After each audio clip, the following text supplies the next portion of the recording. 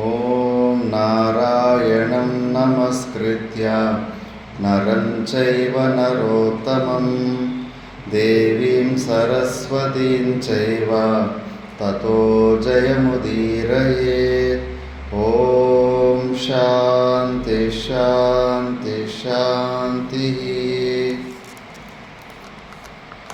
ನಾವು ಮಹಾಭಾರತದ ವನಪರ್ವದಲ್ಲಿ ವಿಚಾರ ಮಾಡ್ತಿದ್ವಿ. ಇದರಲ್ಲಿ ವಿದುರನು ಬಂದು ಭೇಟಿ ಆಗ್ತಾನೆ. ಅಲ್ಲಿ ವಿದುರನೊಡನೆ ಪುನಃ ಮಾತುಕತೆಗಳು ಆರಂಭವಾದಾಗ ಯುಧಿಷ್ಠಿರನು ವಿದುರಾಗಮನದ ಕಾರಣವನ್ನು ಕೇಳಿದನು. ವಿದುರನು ಧೃತರಾಷ್ಟ್ರನಿಗೂ ತನಗೂ ಆದ ಸಂಭಾಷಣೆಗಳೆಲ್ಲವನ್ನು ಪಾಂಡುಪುತ್ರರಿಗೆ ವಿವರಿಸಿ ಹೇಳತೊಡಗಿದನು.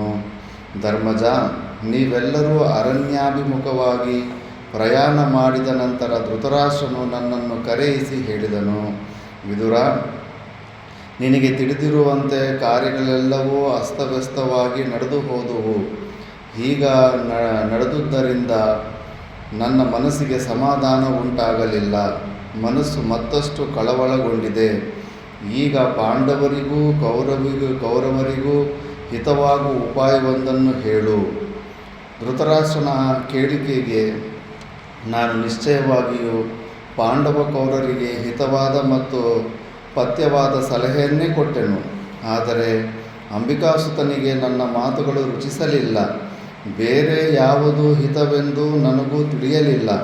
ನಾನು ಶ್ರೇಯಸ್ಸಿನಲ್ಲಿ ಉತ್ತಮವಾದುದನ್ನೇ ಹೇಳಿದೆನು. ಆದರೆ ಧೃತರಾಷ್ಟ್ರನು ನನ್ನ ಮಾತನ್ನು ಕೇಳಲಿಲ್ಲ. ರೋಗಿಗೆ ಔಷಧ ಪಥ್ಯಗಳು ರುಚಿಸಲಾರವು. ಅಂತೆಯೇ ತನ್ನ ಹಿತೋಪದೇಶಗಳು ಧೃತರಾಷ್ಟ್ರನಿಗೆ ರುಚಿಸಲಿಲ್ಲ. ಕೆಟ್ಟ ಹೆಂಗಸು ಶ್ರೋತ್ರಿಯನ ಮನೆಯಲ್ಲಿದ್ದರೂ ಅವಳನ್ನು ಶ್ರೇಯಸ್ಸಿನ ಕಡೆಗೆ ಒಯ್ಯಲು ಸಾಧ್ಯವಿಲ್ಲ. ಅಂದರೆ ಬಹಿರ್ಮುಖವಾದಂಥ ಹೆಂಗಸು ಇದ್ದಾಗ ಮನೆಯಲ್ಲಿ ಶ್ರೋತ್ರಿಯ ಬ್ರಹ್ಮನಿಷ್ಠನಾದಂಥ ಪತಿ ಇದ್ದರೂ ಕೂಡ ಆಕೆಯನ್ನು ಮೋಕ್ಷದ ಕಡೆಗೆ ತಗೊಂಡೋಗೋದಕ್ಕೆ ಸಾಧ್ಯ ಆಗೋದಿಲ್ಲ ಅಂತ. ಹಾಗೆಯೇ ಉತ್ತಮ ವಂಶದಲ್ಲಿ ಹುಟ್ಟಿದ್ದ ವಿದ್ವಾಂಸನಾದ ಧೃತರಾಷ್ಟ್ರನ ಬುದ್ಧಿಯು ಕೆಟ್ಟಿರುವುದರಿಂದ ಅದನ್ನು ಶ್ರೇಯಸ್ಸಿನ ಕಡೆಗೆ ಎಳೆಯಲು ಸಾಧ್ಯವಿಲ್ಲ. 16 ವರ್ಷದ ಕನ್ಯೆಗೆ ಷಷ್ಠ್ಯದ್ಭುತ ಪೂರ್ತಿಯಾದ ವೃದ್ಧಪತಿಯು ಸಹ್ಯವಾಗದಂತೆ ನನ್ನ ಮಾತುಗಳು ಕುರುಪತಿಗೆ ಸಹ್ಯವಾಗಲಿಲ್ಲ. ಧರ್ಮಜ, ನಿಶ್ಚಯವಾಗಿ ಹೇಳುವುದಾದರೆ ಕುರುರಾಜರ ಅವಸಾನ ಕಾಲವು ಸನ್ನಿಹಿತವಾಗಿದೆ. ಧೃತರಾಷ್ಟ್ರನು ಶ್ರೇಯೋವಂತನಾಗುವುದಿಲ್ಲ, ಅಕೀರ್ತಿವಂತನಾಗುತ್ತಾನೆ. ಕಾಸಾರದಲ್ಲಿರುವ ಕಮಲಪತ್ರದ ಮೇಲೆ ಜಲಬಿಂದುವು ಬಿದ್ದರೆ ಯಾವ ರೀತಿಯಲ್ಲಿ ಕ್ಷಣಕಾಲವು ನಿಲ್ಲದೆ ಕೆಳಗೆ ಉರುಳಿ ಹೋಗುತ್ತದೆಯೋ ಮತ್ತು ಆ ಕಮಲಪತ್ರಕ್ಕೆ ಜಲಸ್ಪರ್ಶದ ಚಿಹ್ನೆ ಇರುವುದಿಲ್ಲವೋ, ಅದೇ ರೀತಿಯಲ್ಲಿ ಧೃತರಾಷ್ಟ್ರನಿಗೆ ನಾನು ಮಾಡಿದ ಹಿತೋಪದೇಶಗಳೆಲ್ಲವೂ ವ್ಯರ್ಥವೇ ಆಯಿತು. ಅವನಲ್ಲಿ ಸ್ವಲ್ಪವೂ ಪರಿಣಾಮಕಾರಿಯಾಗಲಿಲ್ಲ. ನನ್ನ ಹಿತೋಕ್ತಿಯನ್ನು ಕೇಳಿ ಅದರಂತೆ ನಡೆಯುವುದಕ್ಕೆ ಬದಲಾಗಿ ನನ್ನ ಮೇಲೆಯೇ ಕೋಪಗೊಂಡು ಇಚ್ಛೆ ಇದ್ದಲ್ಲಿಗೆ ಹೊರಟು ಹೋಗು ಎಂದು ಹೇಳಿಬಿಟ್ಟನು. ರಾಜ್ಯದ ಆಳ್ವಿಕೆಗಾಗಲಿ ಹಸ್ತಿನಾಪುರದ ರಕ್ಷಣೆಗಾಗಲಿ ನನ್ನ ಸಲಹೆಯು ಅನಾವಶ್ಯಕವೆಂದು ಧೃತರಾಷ್ಟ್ರನು ನನಗೆ ಸ್ಪಷ್ಟವಾಗಿ ಹೇಳಿದನು. ಧರ್ಮಜ, ಧೃತರಾಷ್ಟ್ರನಿಂದ ತಿರಸ್ಕೃತನಾದ ನಾನು ನಿನಗಾದರೂ ಹಿತೋಪದೇಶವನ್ನು ಮಾಡಬೇಕೆಂಬ ಆಶಯದಿಂದ ನಿನ್ನಲ್ಲಿಗೆ ಬಂದಿರುವೆನು. ನಾನಂದು ಮಹಾಸಭೆಯಲ್ಲಿ ಏನು ಹೇಳಿದ್ದೇನೋ ಅದನ್ನೇ ಪುನಃ ಹೇಳುವೆನು, ಕೇಳು. ಯಾವಾತನು ತನ್ನ ಶತ್ರುಗಳು ಉಂಟು ಮಾಡಿದ ಅನೇಕ ಕಷ್ಟಗಳನ್ನು ಸಹಿಸಿಕೊಂಡು ತಾಳ್ಮೆಯಿಂದ ಕಾಲನಿರೀಕ್ಷಣೆಯನ್ನು ಮಾಡುತ್ತಾ ತನ್ನ ಬಲವನ್ನು ದಿನೇ ದಿನೇ ವೃದ್ಧಿಪಡಿಸಿಕೊಳ್ಳುವನೋ ಅವನು ಸಣ್ಣ ಕಿಡಿಯೊಂದು ಗಾಳಿಯ ಸಹಾಯದಿಂದ ಕ್ಷಣಕ್ಕೂ ಅಭಿವೃದ್ಧಿ ಹೊಂದುತ್ತಾ ಕಟ್ಟ ಕಡೆಗೆ ಆರಿಸಲು ದುಸ್ಸಾಧ್ಯವಾದ ಕಾಡುಗಿಚ್ಚಾಗಿ ಪರಿಣಮಿಸುವಂತೆ ಅಮಿತವಾದ ಶಕ್ತಿಯನ್ನು ಪಡೆದು ಈ ವಿಶ್ವವನ್ನೆಲ್ಲವನ್ನೂ ಒಬ್ಬನೇ ಆಳಲು ಸಮರ್ಥನಾಗುವನು. ಅದಕ್ಕೆ ತುಂಬ ಸಹನಶಕ್ತಿ ಇರಬೇಕು. ಯಾರ್ಯಾರೋ ಎಷ್ಟೋ ಪ್ರಕಾರದಲ್ಲಿ ಹಿಂಸೆಗಳು ಮಾಡ್ತಾ ಇರ್ತಾರೆ. ಒಂದು ವಿಡಿಯೋ ನೋಡಿದೆ, ಅದು ನೀರಾಣೆ ಅಂತಾರೆ, ಹಿಪೋಪೊಟಮಸ್.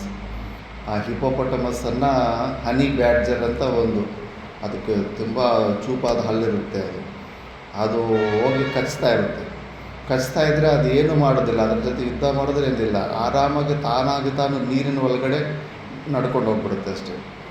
ನಡ್ಕೊಂಡು ಹೋಗ್ಬಿಟ್ಟು ಅದು ನೀರಿನ ಒಳಗಡೆ ಕೂಡ ಎಷ್ಟೋ ಒಂದು ಸಮಯ ಉಸಿರಾಡ್ದಿರೇ ನೀರಲ್ಲಿ ಈಜುವಂಥ ಸಾಮರ್ಥ್ಯ ಇರುತ್ತೆ ಅದಕ್ಕೆ, ಹಿಪೋಪೊಟಮಸ್ ನೀರಾಣೆ. ಈ ಹನಿ ಬ್ಯಾಡ್ಜರ್ ಅನ್ನೋ ಒಂದು ಜಂತುವಿಗೆ ಆ ಸಾಮರ್ಥ್ಯ ಇರೋದಿಲ್ಲ.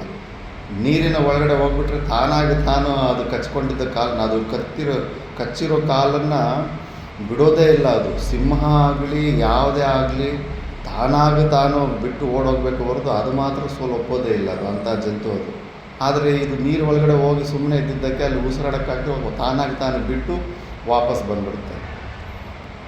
ಅದರಲ್ಲಿ ಒಬ್ಬ ಯುಕ್ತಿಯನ್ನು ತೋರಿಸ್ತಾನೆ. ಯಾರೇ ಆಗಲಿ ನಮ್ಮನ್ನು ಅಟ್ಯಾಕ್ ಮಾಡಿದಾಗ, ಹಿಂಸೆ ಮಾಡಿದಾಗ, ನಾವು ಹೋಗ್ತಾ ಇರೋ ದಾರಿಯಲ್ಲಿ ಹಂಗೆ ಮುಂದೆ ಹೋಗ್ತಾ ಇರಬೇಕಷ್ಟೆ.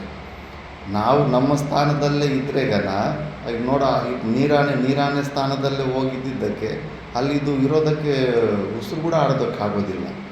ನಾವು ಸತ್ವಗುಣ ಸಂಪನ್ನರಾಗಿ ಒಳ್ಳೆಯ ಸ್ಥಿತಿಯಲ್ಲಿ ನಾವು ಅಂಥ ಸಮಯದಲ್ಲೂ ಕೂಡ ನಾವು ಚಂಚಲರಾಗದಿರ, ಅವ್ರ ಮೇಲೆ ಆ್ಯಕ್ಷನ್ ತಗೊಳ್ದಿರ ಸೈಲೆಂಟಾಗಿ ನಮ್ಮ ಸ್ವರೂಪದಲ್ಲಿ ನಾವಿದ್ದರೆ ನಮ್ಮ ಸ್ಥಿತಿಗೆ ಅವ್ರು ಬರೋದಕ್ಕಾಗೋದಿಲ್ಲ. ನಾವು ಇದ್ದ ಹಾಗೆ ಅವ್ರಿಗೆ ಇರೋದಕ್ಕಾಗೋದಿಲ್ಲ. ಅವರು ಬಿಟ್ಟು ಅವ್ರ ಸ್ಥಾನಕ್ಕೆ ಕೊಟ್ಟೋಗ್ಬೇಕಾಗುತ್ತೆ. ಆ ಥರ ಸಹನೆ ತುಂಬ ದೊಡ್ಡ ಬಲ ಅದು.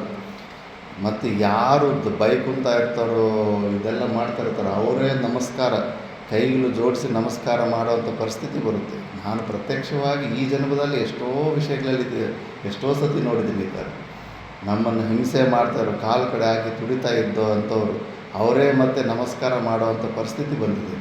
ಆದ್ದರಿಂದ ತಾಳ್ಮೆ ಇರಬೇಕು. ಸ್ವಲ್ಪ ನೋವನ್ನು ಅನುಭವಿಸಿ ಸ್ವಲ್ಪ ಅನಿಸ್ತಾ ಇದ್ದರೂ ಕೂಡ ಮುಂದೆ ಹಂಗೆ ನಮ್ಮ ಸಾಧನೆಯಲ್ಲಿ ನಾವು ಅವ್ರ ಲೆವೆಲ್ಗೆ ಇಳಿಬಾರ್ದು, ಸ್ಟ್ರೀಟ್ ಲೆವೆಲ್ಗೆ ಇಳಿಬಾರ್ದು. ದೊಡ್ಡ ಗೂಂಡಾಗಳು ಕೂಡ ಈ ತತ್ವವನ್ನು ಫಾಲೋ ಮಾಡ್ತಾರೆ. ಮುಂಬೈನಲ್ಲಿ ಚಿನ್ಮಯ ಮಿಷಿನ್ದು ಸಾಂದೀಪಿನಿ ಅಂತ ಒಂದು ಟ್ರೈನಿಂಗ್ ಸೆಂಟರ್ ಇರುತ್ತೆ. ಅಲ್ಲಿ ಬ್ರಹ್ಮಚಾರಿ ಹಿಂಗೆ ವೇದಾಂತ ಎಲ್ಲ ಟ್ರೈನಿಂಗ್ ಮಾಡ್ತಾ ಇರ್ತಾರೆ. ಒಂದು ದಿವಸ ಒಬ್ಬ ಬ್ರಹ್ಮಚಾರಿ ಏನೋ ಆಶ್ರಮದ ಕಾರ್ ತಗೊಂಡು ತರಕಾರಿನ ತೊಗೊಂಬರೋಕ್ಕೆ ಹೋದಾಗ ಮುಂದುಗಡೆ ಯಾರೋ ಒಬ್ಬ ಕಾರಿಗೆ ಡಿಕ್ಕಿ ಹೊಡೆದುಬಿಟ್ಟಿದ್ದನ್ನು ಜಗಳಕ್ಕೆ ಹೋಗಿದ್ದಾನೆ. ನಿಂದೆ ತಪ್ಪು, ನಂದು ತಪ್ಪಿಲ್ಲ, ಹಂಗೆ ಹಿಂಗೆ ಅಂತ. ಆ ಸುತ್ತಮುತ್ತ ರೋಡು, ಅಂಗಡಿಲಿರೋರೆಲ್ಲ ಶಾಕ್ ಆಗಿಬಿಟ್ಟಿದ್ದಾರೆ, ಯಾರು ಈ ಬ್ರಹ್ಮಚಾರಿ ಅಂತ. ಯಾಕಂದರೆ ಅದ್ರ ಒಳಗಡೆ ಕೂತಿದ್ದು ಆ ಏರಿಯಾದ ದೊಡ್ಡ ಡಾನ್ ಅಂತೆ, ದೊಡ್ಡ ಗೂಂಡ. ಅವನಿಗೆ ಕಣ್ಣೆತ್ತಿ ನೋಡೋದಕ್ಕೆ ಹೆದರ್ತಿದ್ರಂತೆ. ಅಂಥ ವ್ಯಕ್ತಿ ಹತ್ರ ಈ ಬ್ರಹ್ಮಚಾರಿ ಹೋಗಿ ಅಷ್ಟೊಂದೆಲ್ಲ ನಿಮ್ಮದೇ ತಪ್ಪು, ಹಂಗೆ ಹಿಂಗೆ ಜಗಳ ಥರ ಸ್ಟ್ರೀಟಿಗೆ ಹಿಡಿದು ಮಾಡಿದ್ರು ಕೂಡ ಅವನು ಡಾನು ಏನು ಜಗಳ ಮಾಡಲೇ ಇಲ್ವಂತೆ. ಓಕೆ ಅಪ್ಪ ಕ್ಷಮಿಸಿಬಿಟ್ಟು ನಮ್ಮದೇ ತಪ್ಪಾಯ್ತು ಅಂದ್ಬಿಟ್ಟಿದ್ದನು, ಹಂಗೆ ಮುಂದೆ ಹೋಗ್ಬಿಟ್ನಂತೆ. ಗೂಂಡಾಗಿರಿ ಮಾಡೋ ಅಂಥವ್ರು ಈ ಸಣ್ಣ ಪುಟ್ಟ ವಿಷಯಗಳಿಗೆ ಗಮನ ಕೊಡೋದಿಲ್ಲ. ಅವನ ಸಲುವಾಗಿ ಅವರು ಆ ಸ್ಟ್ರೀಟ್ ಲೆವೆಲ್ಗೆ ಇಳಿದ್ರೆಗನ ಅವನು ಲೆವೆಲ್ಲೇ ಕಡಿಮೆ ಆಗಿಬಿಡ್ತಾಯಿತ್ತು. ಇವನು ಬೀದಿ ರೌಡಿ ಅಂದ್ಬಿಟ್ಟು ಹಂಗೆ ಅಲ್ದಿರೋ ಅವನ ಪ್ರೆಸ್ಟೇಜನ್ನು ಮೇಂಟೈನ್ ಮಾಡ್ಕೊಂಡು ಹೋಗಿದ್ದಾನೆ. ನಾವು ಅಷ್ಟೇ, ನಮ್ಮನ್ನು ಯಾರಾದರೂ ಸಣ್ಣ ಪುಟ್ಟ ಇವರು ಕಾಲು ಎಳಿತಾ ಇರ್ತಾರೆ, ಅವ್ರ ಲೆವೆಲ್ಗೆ ಇಳಿಬಾರ್ದು. ನಾವು ನಮ್ಮ ಸ್ಥಿತಿಯನ್ನು ಇಟ್ಕೊಂಡು ಇನ್ನೂ ಮುಂದೆ ಹೋಗ್ತಾ ಇರಬೇಕಷ್ಟೇ ಹೊರತು ತಾನು ಮತ್ತೆ ಅವ್ರು ದೂರ ಆಗಿಬಿಡ್ತಾರೆ. ಯಾವಾತನು ಸುಖವಾಗಿರುವ ಕಾಲದಲ್ಲಿ ತನ್ನ ಸುಖದಲ್ಲಿ, ತನ್ನ ಐಶ್ವರ್ಯದಲ್ಲಿ ತನ್ನ ಸಹಾಯಕರು ಪಾಲ್ಗೊಳ್ಳುವಂತೆ ಮಾಡುವನು, ಅಂತಹವನಿಗೆ ಕಾಲಾಂತರದಲ್ಲಿ ವಿಧಿ ನಿಯಮದಂತೆ ಸಂಭವಿಸುವ ಕಷ್ಟಗಳಲ್ಲಿ ಅವನ ಸಹಾಯಕರು ಭಾಗಿಗಳಾಗುವರು. ಇದೇ ಸಹಾಯಕರನ್ನು ಸಂಗ್ರಹಿಸುವ ಉಪಾಯ. ಯಾವಾತನು ಸುಖ ದುಃಖಗಳೆರಡರಲ್ಲಿಯೂ ಸಹಭಾಗಿಗಳಾಗುವು ಸಹಾಯಕರನ್ನು ಪಡೆಯುವನೋ ಅಂತಹವನು ಖಂಡಿತವಾಗಿಯೂ ಈ ಪೃಥ್ವಿಯನ್ನು ಪಡೆಯಲು ಸಮರ್ಥನಾಗುವನು. ಆದುದರಿಂದ ಧರ್ಮಜ, ನಿನ್ನ ಅನುಯಾಯಿಗಳಿಗೆ ಅಥವಾ ಸಹಾಯಕರಿಗೆ ನಿನ್ನಲ್ಲಿರುವುದನ್ನು ಹಂಚಿಕೊಟ್ಟು ಅವರ ಸುಖ ದುಃಖಗಳೇ ನಿನ್ನ ಸುಖ ದುಃಖಗಳೆಂದು ಭಾವಿಸು. ಅವರೊಡನೆ ಸತ್ಯವಾಗಿ ನಡೆದುಕೋ, ಅವರಿಗೆ ಪ್ರಿಯವಾಗುವಂತೆ ಮಾತನಾಡು. ನೀನು ಊಟ ಮಾಡುವ ಮೃಷ್ಟಾನ್ನವನ್ನೇ ಅವರೂ ಭುಂಜಿಸಲಿ. ಅವರ ಮುಂದೆ ಯಾವ ಸಮಯದಲ್ಲಿಯೂ ಆತ್ಮ ಪ್ರಶಂಸೆಯನ್ನು ಮಾಡಿಕೊಳ್ಳಬೇಡ. ಯಾವಾಗಲೂ ನಮ್ಮ ಪ್ರಶಂಸೆ ಮಾಡಬಾರ್ದು. ನಾವು ಒಳ್ಳೆಯವರು ಅನ್ನೋದು ನಾವು ಹೇಳ್ಕೋಬಾರ್ದು. ಬೇರೆಯವರು ಹೇಳ್ಕೊಂಡ್ರೆ ಅದು ಬೇರೆ ಕತೆ. ನಾನು ಒಳ್ಳೆಯವನು ಅಂತ ಹೇಳ್ಕೊಡೋದು ಅದು ತುಂಬ ಅಜ್ಞಾನ. ಅದು ಅನುಯಾಯಿಗಳ ಅಥವಾ ಸಹಾಯಕರ ವಿಷಯಗಳಲ್ಲಿ ಈ ವಿಧವಾದ ವರ್ತನೆಯು ರಾಜರ ಅಭ್ಯುದಯಕ್ಕೆ ಕಾರಣವಾಗುತ್ತದೆ. ಧರ್ಮಜನು ಹೇಳುತ್ತಾನೆ, ವಿದುರ, ಅಪ್ರಮತ್ತನಾಗಿದ್ದು ನೀನು ಹೇಳಿದುದೆಲ್ಲವನ್ನೂ ಪರಿಪಾಲಿಸುತ್ತಿರುವೆನು.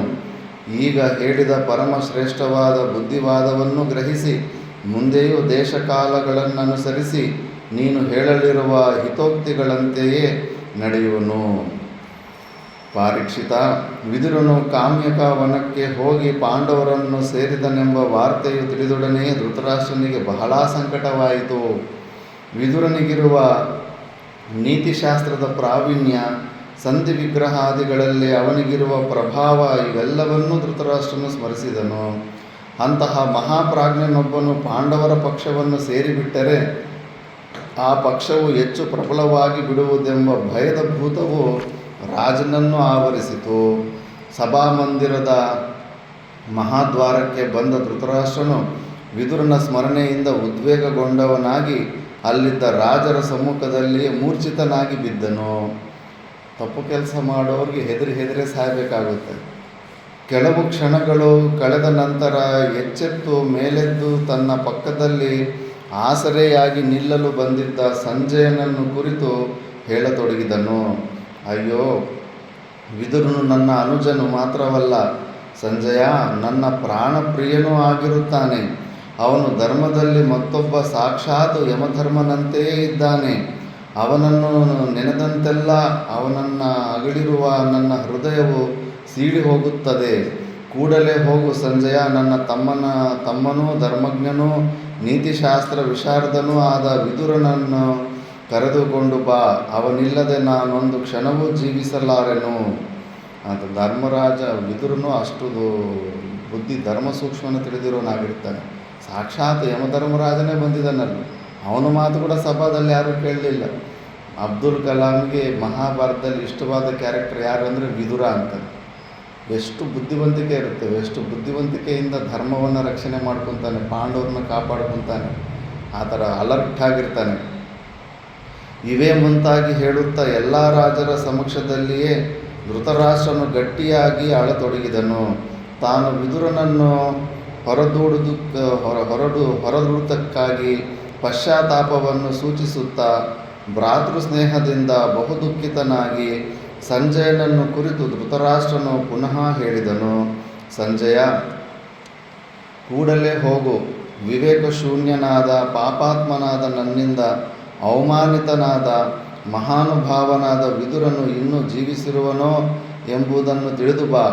ಪ್ರಾಜ್ಞನಾದ ಮತ್ತು ಮಹಾಬುದ್ಧಿಶಾಲಿಯಾದ ವಿದುರನು ಇದುವರೆಗೆ ಸ್ವಲ್ಪವಾದರೂ ಯಾವುದೇ ಅಪರಾಧವನ್ನು ಅಪ್ರಿಯವನ್ನು ಮಾಡಿರುವುದಿಲ್ಲ. ಆದರೆ ನಾನೇ ಅವನಿಗೆ ಅಪ್ರಿಯವನ್ನು ಅಪರಾಧವನ್ನು ಮಾಡಿರುವೆನು. ಆದುದರಿಂದ ನೀನು ಈಗಲೇ ಹೋಗಿ ವಿದುರನನ್ನು ಹುಡುಕಿ ಕರೆದುಕೊಂಡು ಬಾ. ಹಾಗಿಲ್ಲದಿದ್ದರೆ ನಾನು ಖಂಡಿತವಾಗಿಯೂ ಪ್ರಾಣಗಳನ್ನು ತೊರೆಯುವೆನು. ರಾಜನ ಪಶ್ಚಾತ್ತಾಪಪೂರಿತವಾದ ಮಾತುಗಳನ್ನು ಕೇಳಿ ಸಂಜಯನು ವಿದುರನನ್ನು ಪುನಃ ಕರೆತರಲು ಒಪ್ಪಿ ಕಾಮ್ಯಕವನಕ್ಕೆ ವೇಗವಾಗಿ ಪ್ರಯಾಣ ಮಾಡಿದನು. ಕಾಮ್ಯಕವನದಲ್ಲಿ ಯುಧಿಷ್ಠಿರನು ಕೃಷ್ಣಾರ್ಜುನವನ್ನು ಧರಿಸಿ ಸಾವಿರಾರು ಬ್ರಾಹ್ಮಣರಿಂದಲೂ ವಿದುರನಿಂದಲೂ ಮತ್ತು ತನ್ನ ಅನುಜರಿಂದಲೂ ಪರಿವೃತನಾಗಿ ಸಾಕ್ಷಾತ್ ಇಂದ್ರಸಮನಾಗಿ ವಿರಾಜಿಸುತ್ತಿರುವುದನ್ನು ಸಂಜಯನು ಕಂಡನು. ಧರ್ಮಜನ ಬಳಿಗೆ ಬಂದು ಅವನನ್ನು ಅಭಿವಂದಿಸಿ ಭೀಮಾರ್ಜುನ ಯಮಳರಿಂದ ತಾನು ಪುರಸ್ಕೃತನಾಗಿ ಯುಧಿಷ್ಠಿರನ ಅನುಜ್ಞೆಯನ್ನು ಪಡೆದು ಸಂಜಯನು ಆಸನದಲ್ಲಿ ಉಪವಿಷ್ಟನಾದನು. ಕುಶಲ ಪ್ರಶ್ನೆಗಳಾದ ನಂತರ ಯುಧಿಷ್ಠಿರನು ಸಂಜಯನ ಆಗಮನದ ಕಾರಣವನ್ನು ಕೇಳಲಾಗಿ ಸಂಜಯನು ಹೇಳಿದನು. ಯುಧಿಷ್ಠಿರ, ಧೃತರಾಷ್ಟ್ರನ ಆಜ್ಞೆಯಂತೆ ವಿದುರನನ್ನು ಕರೆದುಕೊಂಡು ಹೋಗಲು ನಾನು ಬಂದಿರುವೆನು ಎಂದು ಹೇಳಿ ವಿದುರನ ಕಡೆಗೆ ತಿರುಗಿ ಹೇಳಿದನು. ವಿದುರ, ಧೃತರಾಷ್ಟ್ರ ರಾಜನು ಕ್ಷಣ ಕ್ಷಣಕ್ಕೂ ನಿನ್ನನ್ನು ಸ್ಮರಿಸಿಕೊಂಡು ಶೋಕಪಡುತ್ತಿರುವನು. ನೀನು ಬರದಿದ್ದರೆ ಅವನು ಪ್ರಾಣತ್ಯಾಗ ಮಾಡಲು ನಿಶ್ಚಯಿಸಿ ಬಿಟ್ಟಿರುವನು. ಆದುದರಿಂದ ನೀನೀಗಲೇ ಪಾಂಡುಪುತ್ರರ ಅನುಮತಿಯನ್ನು ಪಡೆದು ಧೃತರಾಷ್ಟ್ರನ ಬಳಿಗೆ ಬಂದು ಸೇರುವುದು ಯುಕ್ತವಾಗಿದೆ. ಸಂಜಯನು ಹೀಗೆಂದು ಹೇಳಿದೊಡನೆಯೇ ಬಂಧುಗಳ ವಿಷಯದಲ್ಲಿ ಪರಮಕಾರುಣಿಕನಾದ ವಿದುರನು ಮೇಲೆದ್ದು ಯುಧಿಷ್ಠಿರನ ಅನುಮತಿಯನ್ನು ಪಡೆದು ಸಂಜಯನೊಡನೆ ಹಸ್ತಿನಾಪುರಕ್ಕೆ ಹಿಂದಿರುಗಿದನು. ವಿದುರನು ಅರಮನೆಗೆ ಬಂದೊಡನೆಯೇ ಅವನನ್ನು ಕಂಡು ಧೃತರಾಷ್ಟ್ರನು ಹೇಳಿದನು, ವಿದುರ, ನಿಶ್ಚಯವಾಗಿಯೂ ನಾನು ಅದೃಷ್ಟಶಾಲಿಯು. ನೀನು ನನ್ನನ್ನು ಪರಿತ್ಯಜಿಸದೆ ನಾನು ಮಾಡಿದ ತಪ್ಪನ್ನು ಮರೆತು ನನ್ನ ಬಳಿಗೆ ಬಂದೆಯಲ್ಲವೇ? ನಿಶ್ಚಯವಾಗಿಯೂ ನಿನ್ನಂತಹ ಮಹಾಮೇಧಾವಿಯನ್ನು ಪುನಃ ಪಡೆದ ನಾನೇ ಧನ್ಯನು. ವಿದುರ, ನೀನು ಹೊರಟು ಹೋದ ನಿಮಿಷದಿಂದ ನನಗೆ ನಿದ್ರೆ ಎಂಬುದೇ ಇಲ್ಲವಾಗಿದೆ. ಹಗಲಿರುಳು ನಿನ್ನ ಯೋಚನೆಯಲ್ಲಿಯೇ ಇರುವುದರಿಂದ ನಿದ್ರೆಯೇ ಇಲ್ಲ. ನನ್ನ ಶರೀರ ಸ್ಥಿತಿಯೇ ವಿಚಿತ್ರವಾಗಿದೆ. ನನ್ನನ್ನು ಕ್ಷಮಿಸುವೆಯಾ? ವಿದುರ, ಅಂದು ನಾನು ಕಠಿಣವಾದ ಮಾತುಗಳಿಂದ ನಿನ್ನ ಮನಸ್ಸನ್ನು ಬಹುವಾಗಿ ನೋಯಿಸಿಬಿಟ್ಟೆನು. ದಯವಿಟ್ಟು ಕ್ಷಮಿಸು. ಹೀಗೆಂಬುದಾಗಿ ಹೇಳಿ ಧೃತರಾಷ್ಟ್ರನು ವಿದುರನನ್ನು ತನ್ನ ತೊಡೆಯ ಮೇಲೆ ಕುಳ್ಳಿರಿಸಿಕೊಂಡು ಅವನ ನೆತ್ತಿಯನ್ನು ಬಾರಿ ಬಾರಿಗೂ ಅಕ್ಕರೆಯಿಂದ ಆಘ್ರಾಣಿಸುತ್ತಾ, ಪಾಪರಹಿತನೇ, ನಾನು ಹೇಳಿದುದನ್ನು ಕ್ಷಮಿಸಿಬಿಡು, ಸಿಟ್ಟಾಗಬೇಡ, ಕ್ಷಮಿಸಿರುವೆಯಾ? ವಿದುರ ಇವೇ ಮುಂತಾದ ಬಹುನಯನವಾದ ಮಾತುಗಳಿಂದ ವಿದುರನನ್ನು ಸಂತೈಸಿದನು. ಪರಮ ಧಾರ್ಮಿಕನಾದ ವಿದುರನು ಧೃತರಾಷ್ಟ್ರನನ್ನು ಅಭಿವಂದಿಸಿ ಅವನೊಡನೆ ಹೇಳಿದನು, ನಾನೀಗಾಗಲೇ ಕ್ಷಮಿಸಿಬಿಟ್ಟಿದ್ದೇನೆ ಧೃತರಾಷ್ಟ್ರ. ನೀನು ನನಗಿಂತಲೂ ಹಿರಿಯನು ಮತ್ತು ಪೂಜ್ಯನು.